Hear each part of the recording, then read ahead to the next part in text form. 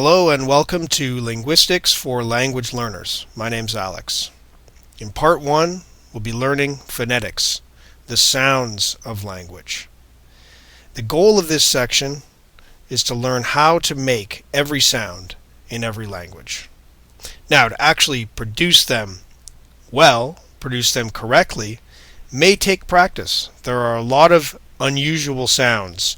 No matter which language you're coming from, you will find your share of strange sounds. But to understand how they're made so that you can begin to practice them is really quite simple. And the amazing thing is that you can express all this information on a single page. This is the International Phonetic Alphabet, the one-page cheat sheet to the sounds of every language in the world. There's a lot on this page, but the great thing to know is that it is only one page and it has everything you need.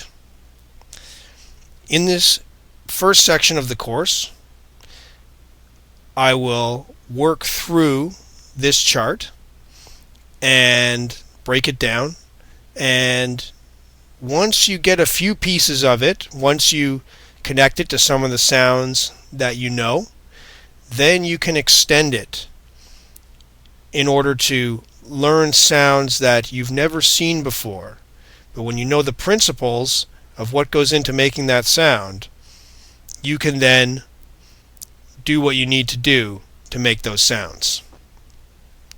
So, a lot on this page. The first part is this table at the top, and these are the consonants, the normal consonants they might be described as. They're produced by breathing out, and there's something somewhere in your mouth that stops the airflow. Something stops it. And you can think of an example like the letter P, the sound P. P. Well, you close your lips, that blocks the airflow, then you release them, you produce the P. Simple as that. So, to understand the consonants, you simply look at where do you block the airflow and how do you block the airflow. And those are the columns and rows of that table. So the next section will be going into detail on that. Now, of course, if you have consonants, the other thing you need to make sounds is vowels. Vowels are produced with an open mouth. Nothing is closing. Nothing is blocking the airflow. You produce different vowels by changing the shape of your mouth. This table here expresses that. The main thing is where you move your tongue. Higher or lower, and forward or back. And that's really how you produce vowels. So when you see an unusual vowel, you can always compare it to vowels you know and adjust accordingly. These two pieces of the chart are the most important. These are, in many languages, these cover all or almost all of the sounds you will ever need to produce. So these will get you most of the way there. And the others, well, there's always some unusual sounds. And that's where you have special consonants that in some way or another do not fit into the standard table. We have a table of consonants that are known as clicks, implosives, and ejectives. These are very unusual sounds that most languages don't have. And then we also have some consonants that might not be so unusual, but they simply need a little bit more detail to describe them. They can't quite fit on the table. So this section is for all those consonants that cannot fit on the main table. There's a couple of consonants here that will be common, such as the letter W, the W sound. But for the most part, these are your exotic sounds, sounds that you only need to dive into if you want to learn a specific small range of languages that use them. These together cover most of the sounds that you will ever need to speak in any language. The information at the bottom here is where you can fill out all the exceptions. These are modifying marks that you can apply to the letters so that you can then make a new sound out of them. And so there's a lot in here. There's a lot of extra details to refine the sounds, and in some cases they introduce important distinctions, details of how you move your tongue, how you breathe, that can change the sounds. So a few of these are common, and some of them are exceedingly unusual. But using this section of the chart, you can really multiply the possibilities of the sounds that you can make. Finally, in the corner, the bottom right corner, you can see there are two extra pieces, and we have, I like to use terms from music, and we have rhythm and melody. So here, rhythm deals with the stress, strong sounds and weaker sounds, the rhythm of your speech. That can be recorded. And finally, of course, the melody. This would be for tonal languages, languages where the melody of your speech is important. That can be recorded as well. So using the information on this page, you can record every speech sound that there is and all the information that you need in order to produce that sound. From there, it's up to you to practice them. I cannot produce every one of these sounds. There are some very unusual sounds, but by knowing how, you can at least give it an honest effort, and you can really get a lot closer to the sounds of your target language than you would ever get simply by looking at attempts to spell the word in English. This is the system, and it's all right here. I wish so many other subjects had this one-page summary like this, because it's not most subjects that you can get everything so nicely put together. So when you first look at this page, it's easy to be overwhelmed by so much going on.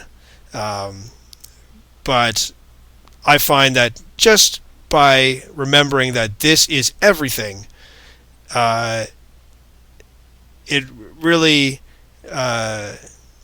makes it, I find, very satisfying to go through and learn how to read this. And you can become a phonetician.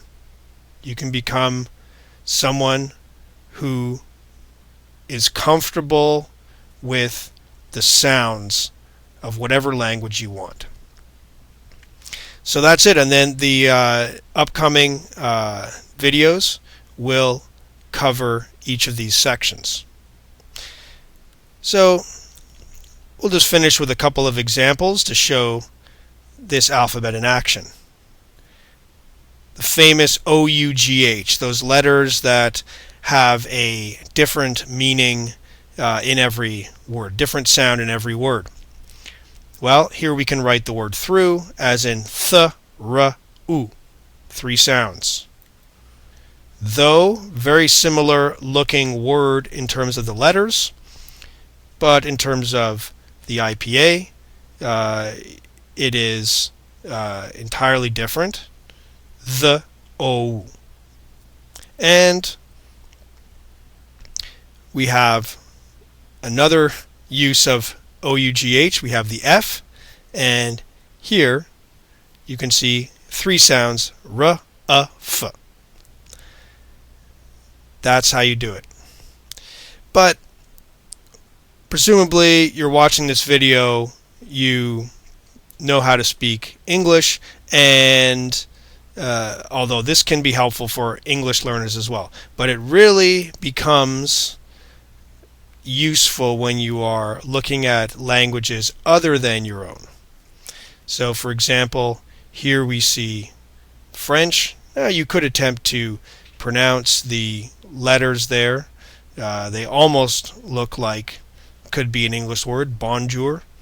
I mean, not great, but get you started. But here, using the phonetic alphabet, you can see how this is pronounced bonjour. You can get much closer to the target pronunciation if you understand these pieces. B, on, j, ou, r. Okay, good luck on that. Upside down R takes some practice. But the others, pretty easy to get going on. And especially you see that little backwards C with the squiggle on top. That is on. That is a nasal on. Which, hey, if you learn how to make those sounds, you will sound French in no time. Now we can move on to a completely different alphabet. And here's one. We have the Cyrillic or Russian alphabet, where you can't take a guess. You can't, not like with bonjour, you can't even guess what this might be, because you can see a few letters that look familiar, and it looks like the number 3 there, but they are completely different. And I think if you tried to read these, as English letters, I guess you'd have the A and the T and the A, the T and the E. You could sort of read those as they are, and it would get you some piece of it. But the others, you have no hope. But again, we record this using the phonetic alphabet, and now we have pieces that you can actually read. Здравствуйте. Okay, it's not too hard to say hello in Russian. Now going even further afield from English, the Arabic writing system, where it's often difficult to know where a letter ends and another begins. And here we can record it as a fairly simple piece, 3 sounds, marhaban. You may have to work on that special H with a line in it. It's not quite an English H, but you're very close. And as a final example, we'll take a look at the Thai language, which is a tonal language. Therefore, you can see these special markers that are added, these vertical lines, indicate the tone that is required, the melody that is required in order to produce these sounds. So you see you have 2 low tones and then a mid tone. So you can say sa, wat, di. Again, takes extra practice to get it right, but this shows you what you need. Okay. That's all I have to say about why it is useful and fun to learn the IPA. Next, we'll get into the details of the table. Part 1 is consonants. Thank you for listening. See you next time.